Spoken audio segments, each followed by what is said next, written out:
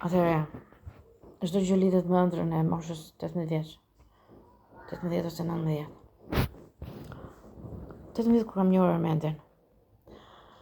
Atëherë, në atë moshë njoh Armendin, shoh një ëndër. Ai ishte në Maqedoni, unë në Shqipëri. Ishte dimër. Shoh një ëndër dhe kërkoja kush është burri im në ëndër. Por në ëndër pash avllin e kujtimit, kumshiu tim kujtimi, që ishte shoqja ime ngushtë Bruna. Pash shtëpinë avllin e kujtimit, por dhoma ishte e nanës time, Nus. Me minderet formë uje, se s'dia ta shpjegoja çfarë. Në formë uje. Ishin 3 mindere. Ajo ulet përballë, vjen një zog dhe shfaq një zog, hypën sipër avllisë dhe shfaqet brenda avllisë si një njeri murgesh, si murgeshat, por trup shëndosh me bark, trup madhe dhe me shamik kokë dhe me fustan të gjatë deri në fund këmbës. Ajo hap derën direkt, mbasi kalon avllia, shumë pak o borë, hap derën dhe futet tek shtëpia e nënës time, e jo e xhaxhallarëve, e nënës time dhe ulet përballë minderit kryesor që ishte përballë. Ulet atje dhe thot hajde ulu, ju e them, unë i rri përballë. Gruas që ishte me e veçantë. Dhe tho, për çfarë ke ardhur? Çfarë do nga unë? Doja dija kush është burri im. Vetëm kaq doja. Okej. Dua të di kush është burri im në të ardhmen. Ajo më shfaq vllajën tim përdore me rezartën, duke ecur, por kjo s'jam unë, është vllai im, i thash, dua të di kush është burri im. Në momentin që unë ngul këmbë, kërkoj, dua të di kush është burri im, ajo thot, ti je aktoria më e madhe në botë. Po kush është burri im? Nuk e kuptoj këtë fjalë. Nuk jam aktor, jam njeri thjesht, nuk aktroj, jam në shkollë, nuk është se do vazhdoj shkolla aktrimi apo do eci lart. Unë jam me nota të ulta. Mos të lutem shumë, më thoj kush është burri im? Ngula këmbë përsëri kush është burri im në të ardhmen. Në momentin që unë ngulja këmbë, ajo u nxe. U nxe dhe më tha, a merr vesh, do jesh aktoria më e madhe në botë. Ik tani, më thot. Dhe në momentin që unë do iki, më shfaqet vetja në një rrugicë që është makinash, por jo e shtruar. Ishte rrugicë. Jo e shtruar, por makinash, e punuar për makina. Pra nuk ishte thjesht tokë e panjohur. Por jo pemë, s'kishte pemë. Ishte si fusha. Dhe shumë gjelbërim. Dhe unë pres zjas dorën, mbaj dorën kështu. Dhe prisja djalin. Do vish i thoja?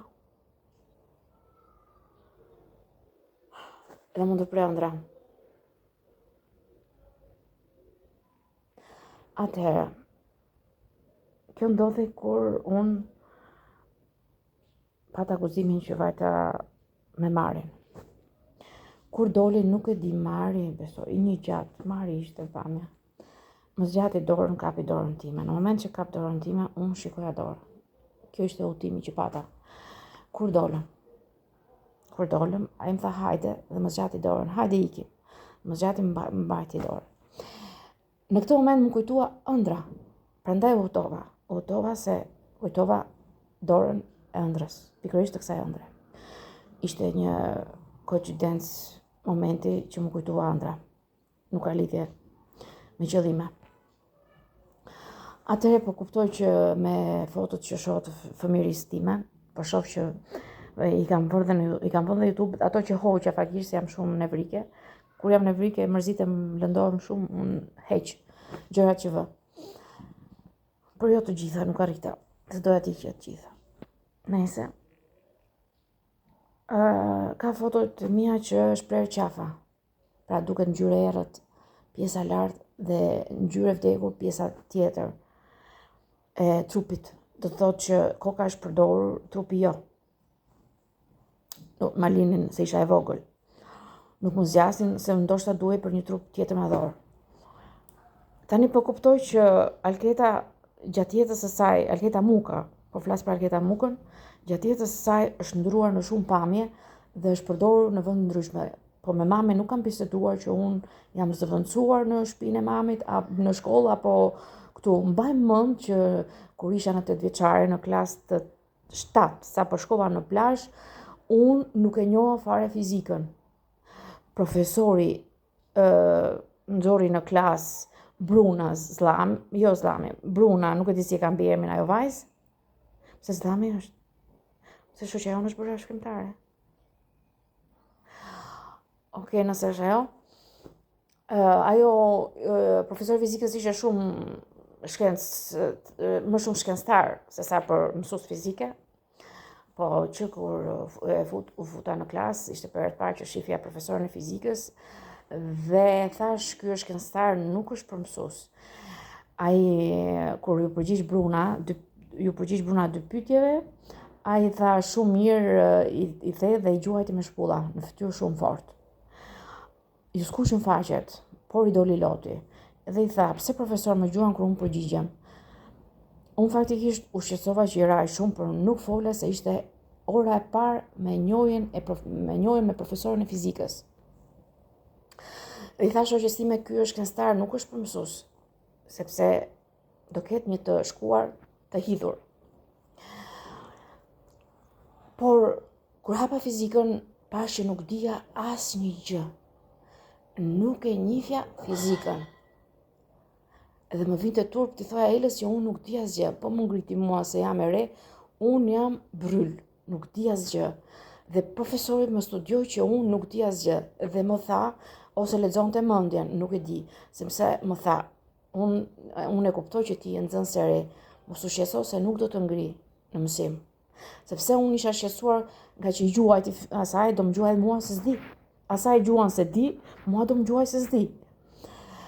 Me këtë mendje frikë që kisha, ai e kuptoi, nuk e di, besoj ka lexuar mendjen dhe më tha mos u shqetëso se nuk do të ngri në klasë dhe nuk do të marr asnjë provim, nuk do bëj asnjë provim që ti mos kesh, ma tha troç që do të ndihmoj.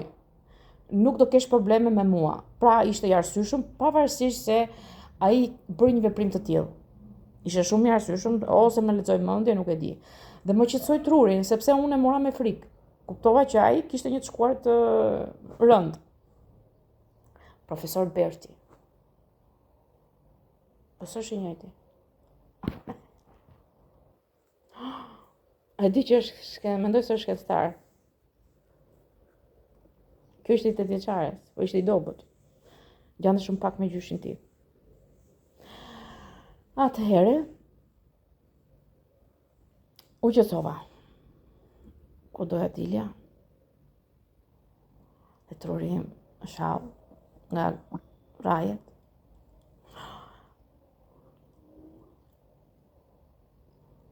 E humba.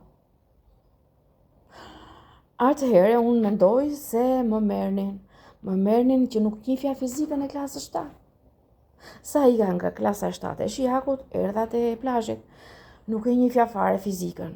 Kjo më ndodhte edhe me frëngjishten. Por unë nuk di asgjë që ndodhte me mua. Unë nuk di asgjë gjë. Qëllonte që unë nuk di asgjë në libër. Kjo më ndodhte. Pra, kuptoj që diçka kam bërë me mua. Që i bie që unë jam aktoreja më e madhe në botë, por pa e njohur veten. Pra, mund të jem personazh të ndryshëm, vajzë, grua, moshe vjetër ndoshta, por pa e njohur veten. Dhe kjo është këtë e bëjnë fuqit njerëzor që mund të jetë e diri, besoj e diri. Atëherë, Jorgeni zëvendëson Ejan. Nëse unë i bie të jem Eja dhe jam personazhe ndryshme në jetë të ndryshme dhe nuk rri shumë në një jetë, që për mua është e dhimbshme sepse dua të rri me fëmijët e mi, i bie që unë të jem aktoreja më e madhe në botë, por nuk e njoh veten. Nuk e njoh veten. Më njeh e Gjirej apo ai që më ka krijuar në këtë formë. Por do më pëlqente mos të jem aktoreja më e madhe në botë, po të jem Algeta Voloti, Algeta Muka, as Muka, po të jem Algeta dikushi, por me fëmijët e mi, sepse po kuptoj që kam shumë fëmijë në Amerikë. Do doja të bashkoja fëmijët e mi me pamjen time, por pak më gjatë, sepse unë kam gjatësi 1,80, të paktën 1,75, sepse dua të jem në gjatësinë time. Mos më rrin pal këto, që më rrin prej gjatësisë, se nuk marr gjatësinë time. Sado që i bëm në xhel ai, Zoti thotë që përveç xhelit që i hedh ai, mund të jetë edhe pjesë e gjatësisë trupit tënd, që ta shkurtojnë, po se si e shkurtojnë unë nuk e di.